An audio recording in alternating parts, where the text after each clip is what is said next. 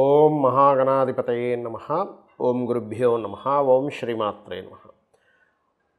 అరుణాం కరుణాతరంగితాక్షీం ధృతపాశాంకుశపుష్పబాణచాపాం అనిమాదిభిరావృతాం మయూకైః అహమిత్యేవ విభావయే భవానీం. శ్రీమాత్రే నమః. ప్రేక్షకులకి ఆ లలితాంబిక అమ్మవారి యొక్క అనుగ్రహం పరిపూర్ణంగా కలగాలని మనస్ఫూర్తిగా కోరుకుంటూ మనం ఈరోజు ఈ యొక్క మాసంలో అంటే ఈ యొక్క సెప్టెంబర్ మాసంలో 17వ తేదీ నుంచి రవి కన్యారాశిలోకి, అలాగే బుధుడు 14వ తేదీ నుంచి అక్కడికి మారి రవి బుధుల యొక్క కలయిక 17వ తేదీ నుంచి ఒక నెల రోజుల పాటు, అంటే దాదాపుగా ఒక 25 రోజుల పాటు అయితే ఖచ్చితంగా ఉంటుంది అక్కడ కలయిక. ఈ కలయిక మూలంగా ఎటువంటి ఫలితాలు వస్తాయి? 3వ తేదీకి సంథింగ్ బుధుడు మారిపోతున్నాడు. నెక్స్ట్ మంత్ 17వ వరకు కూడా 16వ తేదీ వరకు కూడా రవి అక్కడే ఉంటాడు కన్యారాశిలో. వీటి మూలంగా కలిగేటువంటి ఫలితములు ఏమిటి? ఈ బుధాదిత్య యోగం గోచారంలో కలిగినప్పుడు గోచార బలం ఏ ఏ లగ్నాల వారికి ఏ రకంగా కలుగుతుంది? మరియు చాలామంది అనుకుంటుంటారు, ఏమండి మాకు పలానా యోగం ఉంది, గజకేసరి యోగం ఉంది, బుధాదిత్య యోగం ఉంది, లేనట్లయితే హంస యోగం ఉంది, పంచమహాపురుష యోగాలు, అద్భుతమైన యోగాలు ఉన్నాయన్నారు. అసలు ఇవి ఎందుకు ఎప్పుడు పనిచేస్తాయి? ఇవి ఉన్నా కూడా ఫ్రూట్ఫుల్ అవ్వకపోవడానికి కారణం ఏంటి? ఫ్రూట్ఫుల్ అవ్వాలంటే ఏం చేసుకోవాలనేటువంటి అంశాలు కూడా నేను చెప్తాను. వీడియో పూర్తిగా వినండి. అయితే ఈ విషయాలు చెప్తుంది నేనైనప్పటికీ కూడా చెప్పిస్తుంది సాక్షాత్ లలిత అమ్మవారిగా భావిస్తూ ఒక్కొక్క లగ్నం గురించి, లగ్నం తెలియని వారి రాశి నుంచి తెలుసుకుందాం. సింహం వారికి కనుక చూసుకున్నట్లయితే ధనస్థానంలో బుధాదిత్య యోగము, లగ్నంలో కేతువు, 3లో కుజుడు. ధనస్థానంలో బుధాదిత్య యోగం నిజంగా ధనయోగాన్ని ఇవ్వాలి, అక్కడ ఇచ్చి తీరుతుంది కూడా. మరి ధనయోగాన్ని ఇచ్చేటువంటి కాంబినేషన్లో బుధాదిత్య యోగం ఉన్నప్పుడు మీకు ధనం ఇచ్చి తీరుతుంది, అందులో ఎటువంటి సందేహం లేదు. కానీ ఇక్కడ మనం ఏం క్లియర్ చేసుకుంటే ఆ ధనం వస్తుంది అనేది తెలుసుకోగలగాలి. బికాజ్ ఆఫ్ ఇక్కడ మీకు లగ్నాధిపతి, రాస్యాధిపతి అయినటువంటి రవి వెళ్ళి ధనస్థానంలో ఉంటూ ధన లాభాధిపతి అయినటువంటి బుధుడు కూడా అక్కడ ఉంటూ అక్కడ బుధాదిత్య యోగాన్ని కలిగి ఉన్నాడు. అలా ఉన్నప్పుడు మీకు లగ్నంలో కేతు సంచారం జరుగుతున్నందుకు కొంచెం ఆధ్యాత్మికం వైపు, ఈ దేవతా సంబంధించిన వైపు మీ యొక్క ఆలోచన వెళ్తూ ఉంటుందండి, అందులో ఎటువంటి సందేహం లేదు.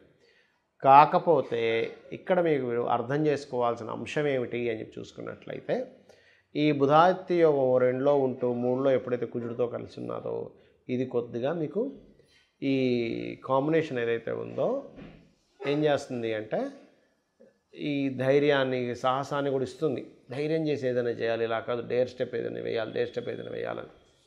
అయితే ఇక్కడ మాత్రం కొంచెం ఇది భూతత్వ రాశుల్లో ఉంది కాబట్టి భూమి మూలంగా, గవర్నమెంట్ కాంట్రాక్ట్స్ మూలంగా ఇస్తూ సంతానం కోసం ఎవరైతే తపన పడుతున్నారో, ఉద్యోగం కోసం ఎవరైతే తపన పడుతున్నారో, అందులో ముఖ్యంగా క్రియేటివ్ ఫీల్డ్స్లో ఉండేటువంటి వారికి, అంటే యానిమేషన్ కానివ్వండి, లేకపోతే ఏదైనా సినిమా ఫీల్డ్కి సంబంధించింది కానివ్వండి, ఫ్యాషన్ రిలేటెడ్ సంబంధించినవి కానివ్వండి, ఏదైనా క్రియేటివ్ సంబంధం ఉన్నటువంటిది, ఆరోగ్యానికి సంబంధించినటువంటిది.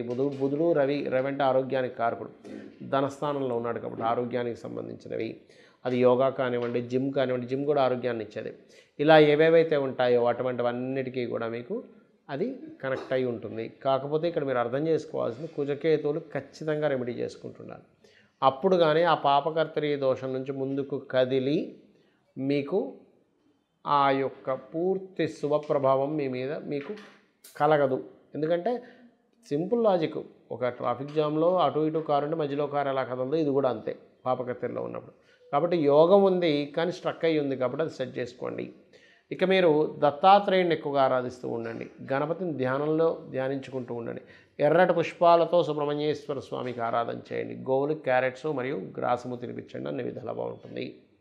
చూడండి, మనకి ఎలాగైతే ఇప్పుడు మనం ఎండింగ్లో ఒక మాట చెప్పాను నేను మీకు, ఈ బుధుడు రవి బుధాదిత్య యోగం మీకు బాగా పరిపూర్ణంగా మీ యొక్క ఆ యొక్క ఫలితాలు మీకు రావాలి అంటే కుజ కేతు గ్రహాల దగ్గర దీపారాధన చేయండి. స్ట్రక్కింగ్ యోగాలో ఉంది కాబట్టి అప్పుడు ఇంకా బాగా ఫలితాలు వస్తాయని చెప్పాను. అలాగే ప్రతి ఒక్కరికి కూడా వాళ్ళ యొక్క జన్మజాతకంలో ఏ జ్యోతిష్కుడి దగ్గరికి వెళ్ళినా, అబ్బా మీకు ఫలానా యోగం ఉంది, బుధాదిత్య యోగం ఉంది, గజకేసరి యోగం ఉందండి, పంచమహాపురుష యోగాల్లో ఉన్నాయి, 4 గ్రహాలు ఉచ్చస్థానంలో ఉన్నాయి, 3 గ్రహాలు అద్భుతంగా నీచంలో ఉంటే ఇంకా మంచి పట్టుదల ఎక్కువ ఉంటుంది, ఇవన్నీ చెప్తూ ఉంటారు. మనం కూడా చాలా ఆనందపడిపోతుంటాం. కానీ కాలం గడుస్తున్న కొద్దీ మనకేమీ ఆ ఫలితాలు కనబడవు. దీనికి కారణం ఏమిటి అంటే జ్యోతిష్ శాస్త్రంలో చెప్పిన అంశాలు నేను మీకు చెప్తున్నా, ఇప్పుడు షేర్ చేసుకుంటున్నాను. ఒకటి, పాయింట్ నెంబర్ 1, మీకు ఏదైతే యోగం ఉందో ఆ యోగానికి సంబంధించిన విషయంలో మీరు ప్రయత్నం చేయట్లేదు. అంటే ఎలాగా, గురుకర్మ యోగం ఉందనుకోండి మీ జన్మజాతకంలో, అంటే టీచింగ్ రిలేటెడ్ దాంట్లో ప్రయత్నం చేయకుండా హోటల్ పెట్టుకోవడము లేకపోతే ఇంకోటి ఏదో చేయడమో చేస్తుంటారు. కొంతమందికి లా యోగం ఉంటుంది, అంటే లాయర్ల పరంగా కొంతమంది చూడండి, జెట్మలాని ఇలాంటి వాళ్ళందరూ కూడా కొన్ని లక్షల కోట్లు తీసుకుని ఉంటారు లా ఫీల్డ్లో. అంటే ఆయనకి దాంట్లో ఉంది, ఆయన హోటల్ పెట్టుంటే నష్టపోయేవాడు. అలా ఏంటంటే మీకు అసలు ఆ యోగం ఏ ప్రొఫెషన్గా ధనయోగం ఇస్తుంది, లేకపోతే ఎందులోకి వెళ్తే మీకు గుర్తింపునిస్తుంది. ఇక్కడ ఏమిటంటే ఒకటి మనకి ధనము, గుర్తింపు, మోక్షము, ధర్మార్థ కామ్య మోక్షాల్లో ఏమిస్తుంది అసలు మీకు అది అర్థమిస్తుందా? ధర్మంగా బ్రతుకుతున్నాడని ఒక పేరు ఇస్తుందా? కామ్యం మీ కోరిక నెరవేరేలా చేస్తుందా? మోక్షాన్ని ఇస్తుందా? మోక్షం ఇవ్వడం కూడా చాలా గొప్పది అన్నిటికంటే కూడా. కాబట్టి ఇక్కడ మనం ఏంటంటే ఒక యోగం ఉంది, ఉన్నప్పుడు అది ఎలా ఉందో తెలుసుకోగలగాలి. అది అసలు మన జీవితంలో వస్తుందా లేదా. బుధాదిత్య యోగం ఉందండి, కానీ ఆయనకి మహాదశ, బుధ మహద్దశ కానీ రవి మహద్దశ కానీ 90 ఏళ్ళ దాకా లేదనుకోండి, అప్పుడు పరిస్థితి ఏమిటి? ఏమైనా అంతర్దశలు వస్తాయి కదా. అసలు మహాదశ కనుక మీకు చిన్నప్పుడు అయిపోయినా ఎప్పుడో 80-90 ఏళ్ళకి వచ్చినా అది మీకు వేస్ట్.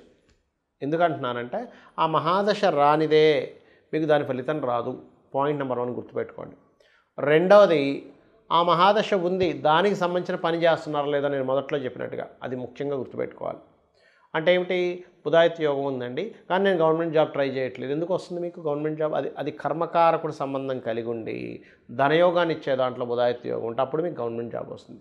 ఆ గవర్నమెంట్ జాబ్ కూడా ఆ బుధాదిత్య యోగం ఎక్కడెక్కడ ఉండాలి ఎవరికైనా ఉంటే మేషంలో కానీ, మిథునంలో కానీ, సింహంలో కానీ, కన్యలో కానీ ఉండాలి. ఈ 4 ప్లేసుల్లోనే బుధాదిత్య యోగం బ్రహ్మాండంగా పనిచేస్తుంది. వేరే దగ్గర చాలా స్వల్పంగా పనిచేస్తుంది, పెద్దగా పనిచేయదు అక్కడ. ఇది గుర్తుపెట్టుకోవాలి. అలాగే మరొక విషయం ఏంటంటే ఇక్కడ ఆ యొక్క యోగము పాపకర్తెరలో ఉందా, శుభకర్తెరలో ఉందా. ఇప్పుడు చూడండి మనకి గోచారంలో ఇప్పుడు మనం చెప్పుకున్నాం ఏమండి, రవి బుధులు చక్కగా కన్యారాశిలో ఉన్నారు, కానీ అటు ఇటు కుజుడు కేతు ఉన్నాడు అన్నాం.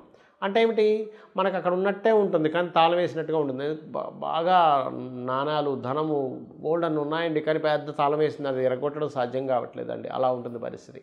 అంటే మా తాతగారు ఆస్తుందండి కానీ ఆ తాతగారు ఆస్తి కబ్జాలో ఉందండి, అది అమ్ముకోవడానికి లేదండి, ఆడెవడు కొనట్లేదండి, అలా ఉంటుంది పరిస్థితి. కాబట్టి అలాంటి సిచ్యువేషన్స్లో మీకు ఆ యొక్క విషయంలో మంచి ఫలితాలు రావాలి అంటే మీరు చేయవలసింది ఏమిటి అంటే క్లియర్గా ఆ బుధాదిత్య యోగ సంబంధించినటువంటి విషయాన్ని, బుధాదిత్య యోగం కానివ్వండి ఏ యోగమైనా, ఒక యోగం ఉందంటే అటు ఇటు ఏ గ్రహాలు కలిసి ఉన్నాయి లేకపోతే దాంతో ఏదైనా పాపగ్రహం కలిసిందో చూసుకొని ఆ గ్రహానికి సంబంధించిన దానం ఇవ్వడం, ఆ గ్రహానికి దీపారాధన చేయడం చేయాలి. ఇప్పుడు రెండు గ్రహాలు ఉంటాయి, ఒక్కొక్కసారి రవి శని ఉంటాడు మధ్యలో, అది పాపకర్తెర యోగం. అలాగే కుజుడు కేతువు, కుజుడు రవి, కుజుడు శని, లేకపోతే కుజుడు రాహువు, ఇలా 2 గ్రహాలు అటు ఇటు ఉంటాయి. అప్పుడు ఏమవుతుంది, అది స్ట్రక్ అయిపోయింది. ఒక ట్రాఫిక్లో మనం వెళ్ళేటప్పుడు ఎంత మంచి కారు, అందులో ఫ్యూల్ ఉంది, మనం నడిపే స్తోమత ఉంది, లేదా మంచి డ్రైవర్ ఉన్నాడు, కానీ ముందు కొన్ని కార్లు స్ట్రక్ అయిపోయి, వెనక్కి కొన్ని కార్లు స్ట్రక్ అయిపోయి ఇరుక్కుపోతే మనం అవి కదిలే వరకు కదలలేము, ఆ కారు దిగలేము, అక్కడ ఇంకొక ఆప్షన్ లేదు అక్కడ మనకి. అలాగే బ్లాక్డ్ అంటారు దాన్ని, అంటే యోగం ఉంది బ్లాక్డ్, భాగ్యచక్రాన్ని కూడా అంటారు. అంటే మీకు యోగం ఉంది కానీ బ్లాక్ అయిపోయింది, ఆ బ్లాక్డ్, ఆ భాగ్యం ఆ గ్రహాల యొక్క కలయిక వల్ల ఇచ్చేటువంటిది. అలా ఇది ఏం చేస్తుందంటే ఈ బుధాదిత్య యోగం దేశకాల పరిస్థితులకు కూడా చూపిస్తుందండి గోచారం ఎప్పుడు కూడా. అంటే మనం చెప్పుకున్నాం గతంలో ఏమంటే ఈ సంవత్సరపు రాజు రవయ్యాడు, అక్కడ కేతు సంచారం జరుగుతుంది, ఇప్పుడు ఈ రాజు కూడా పాపకర్తెరలో ఉంటున్నాడు. అంటే ఏమిటి, వెరీ క్లియర్లీ ఈ రాజకీయ నాయకులకి వాళ్ళకి ఎక్కడో స్ట్రక్కింగ్ అయిపోయిన యోగం కూడా ఒకవైపు ఇస్తూ, ఇంకొక వైపు భూతత్వ రాశుల్లో రవి బుధులు ఉన్నారు కాబట్టి ఇప్పటి వరకు మనకి మొత్తం స్ట్రక్ అయిపోయి రియల్ ఎస్టేట్లో ముఖ్యంగా భూములకు సంబంధించిన విషయంలో ఆగిపోయినవి కొంచెం మూమెంట్ వచ్చే టైం నడుస్తుంది, గుర్తుపెట్టుకోండి. కాబట్టి మీరు చేయవలసింది ఏంటంటే మీ జన్మజాతకంలో ఈ బుధుడు ఆదిత్యుడు లేకపోతే ఇంకే మంచి గ్రహాల కాంబినేషన్ ఉన్నా, కొంతమంది చూడండి శుక్రుడు ఉచ్చస్థానంలో ఉన్నాడండి మీనంలో, కానీ ఏమవుతుంది మేషంలోని కుంభంలోనే 2 పాపగ్రహాలు పడి ఉంటాయి.